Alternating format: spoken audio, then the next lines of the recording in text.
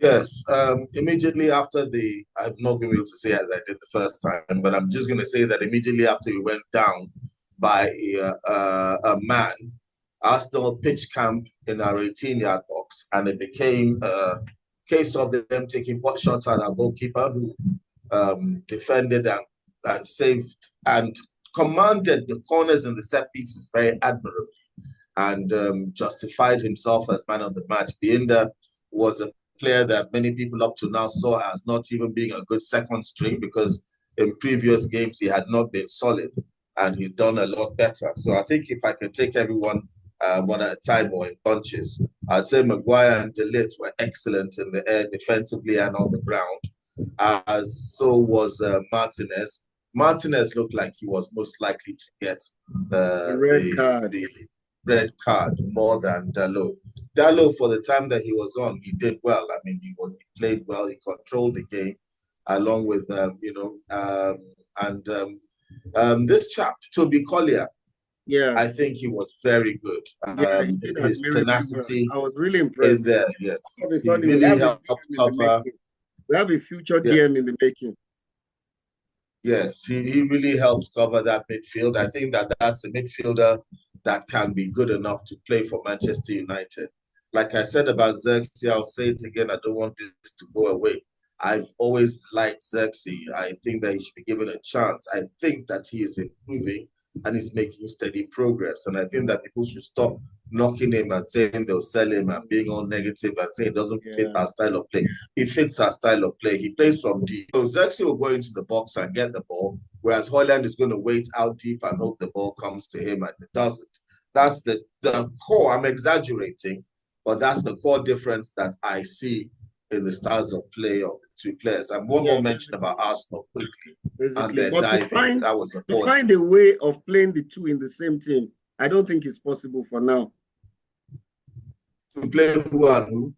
Zexi and Hoyland together.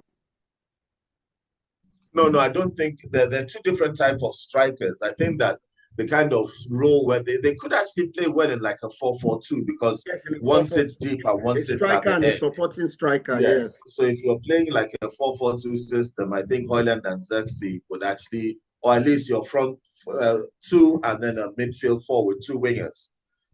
They would combine well as a striker, double striker role, I think, because Xerxes will look to bring Hoyland into play. And he's like a striker that sits deep, almost like a 10. Almost like if Yeah. you didn't have a Bruno, you could actually play Hoyland, Yeah. Xerxes in that role and Yeah. Hoyland in front. Actually, he's a very versatile player and he's Very, very getting better. versatile. And He's getting these better. guys, Kobe Mino and Ugarte seems to be forming a partnership in midfield. They looked very, very compact and Yes. solid today against the Arsenal midfield. You know, I was a bit Yes. surprised. Yes. I thought Arsenal would start with Partey today, but they went for a more attacking formation. But it didn't make much of a difference anyway, because Saka did not give them that cutting edge that they usually have, and he's sorely missed. Yes, but look at what we've done. We've gone to Manchester City. We've beaten them at the Etihad.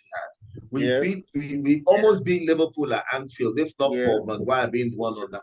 And then And we we've beat beaten Arsenal at Arsenal the Emirates. at the Emirates. I mean, we're So beating these so-called top teams, and we're beating them in their backyard. They're backyard, going yeah. down, and they can't believe it's happening in their hometown, as Hometown. Warren G would say. So I think that we have a lot to be thankful for in Yeah, that we do. respect. Yes. So on Arsenal without Saka looked like toothless bulldog. Sterling Yeah. looked like Mike Tyson at 60. He's still great, but he just can't quite get there anymore. Because there are sometimes that Sterling, a couple of times, Sterling got the ball wide out on the wing, and he was free to come charging down, and he was being closed down by Martinez. He wasn't able to outpace Martinez and get round and behind him. He still had to cut in and pass back. He wasn't able to put a pass through into the 6-yard box to Yeah. tap in. He wasn't able Sure. to do Sure. Sure. that. Sure. He So doesn't have the so legs anymore. Although he still has the yes, trickery, but he doesn't have the legs anymore. yes, and Another guy, Arsenal were another guy that incredibly impressed unlucky. me for Manchester United was De Ligt. De Ligt made some some interceptions. Excellent defensive, yes. No, Excellent the guy defensive work. We're always solid. Was We always do fantastic. well with De Ligt in there in the box playing like that. So I think the fourth round draw is out, and we're playing Leicester at home. Leicester. Yes, we're playing Leicester. I don't know whether to say that's an easy one, because all of a sudden we're playing a lesser team, and we know what happens when that.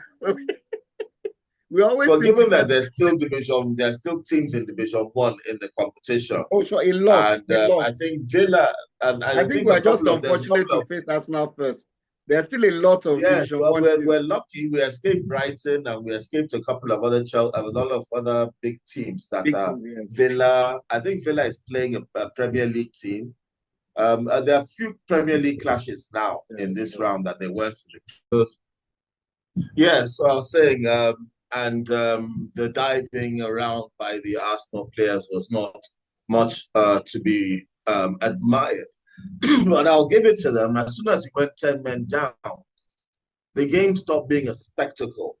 Up until that point, it looked like we would attack, they would attack, but they were still, like, because we were the home side, had more possession in our box. But we were trying to push out and we were trying to retain possession also in their side. But once we went 10-0 down, I think the rest of the game was just played inside our 18-yard box. And they were just taking pop shots at us. And central defenders and our goalkeeper were just working double time to keep them out. And then we now have to play an extra 30 minutes with 10 men.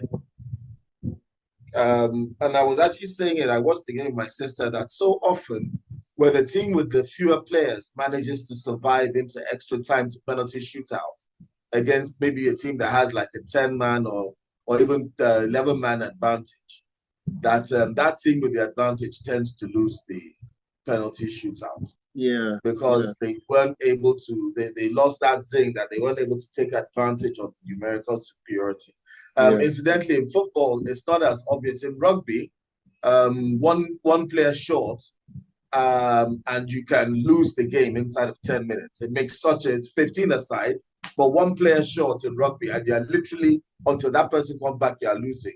That's one thing about football, is you can hold out better, you know. And in rugby, when you get a yellow card, you're off the field for 10 minutes. You're still in for 10 minutes.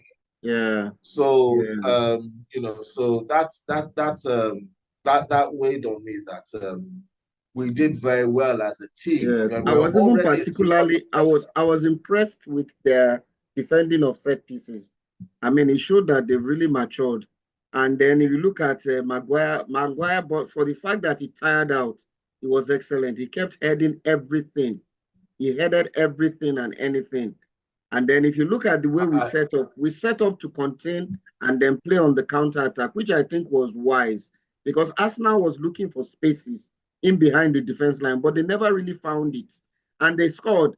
Even without Saka, they're toothless. Yeah, they're toothless without Saka. They're toothless, and they have a problem now. When you are not scoring from open play, and teams are beginning to solve your corner kick trick, then there's a big problem. They need to get a striker in anytime soon. Kai Havertz is just showing them that he's just a makeshift. He's not really a striker. Look at the glaring misses he made today. You know, nobody really gave him a sniff. They were always on his, you know, on his case.